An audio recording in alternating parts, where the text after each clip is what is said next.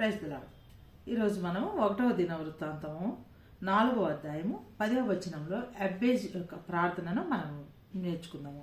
ఎబ్బేజు ఇజ్రాయేలీయుల దేవుని గురించి మొరపెట్టి, నీవు నన్ను నిశ్చయముగా ఆశీర్వదించి నా సరిహద్దును విశాలపరిచి నీ చెయ్యి నాకు తోడుగా ఉండ దయచేసి నాకు కీడు రాకుండా దానిలో నుండి నన్ను తప్పించుమని ప్రార్థింపగా దేవుడు అతడు మనవి చేసిన దానిని అతనికి దయచేసెను. కాబట్టి మనం ప్రతిరోజు దేవునికి ప్రార్థించేటప్పుడు మనల్ని ఆశీర్వదించమని మనం ప్రార్థించాలి. అదేవిధంగా మన సరిహద్దును, మన గుడారాన్ని, మన కుటుంబాన్ని విశాలపరచమని దేవుణ్ణి ప్రార్థించాలి. నువ్వు నాకు నీ హస్తం ఎల్లప్పుడు నాకు తోడుగా ఉండాలని ప్రార్థించాలి. ఏ కీడు నా కుటుంబానికి రాకుండా ఉండాలని మనం దేవుణ్ణి ప్రార్థించాలి. ఆ కొంచెం ప్రార్థనలో కూడా మనం హృదయపూర్వకంగా దేవుని సన్నిధిని మనం సంధించినప్పుడు దేవుడు మన మనవి ఆలకించి మనం అడిగిన దాన్ని మనకు అనుగ్రహిస్తారు. అదేవిధంగా నా ఛానల్ తెలుగు బైబిల్ క్రానికల్స్ని ప్లీజ్ షేర్ చేయండి, లైక్ చేయండి, సబ్స్క్రైబ్ చేయండి. Thank you.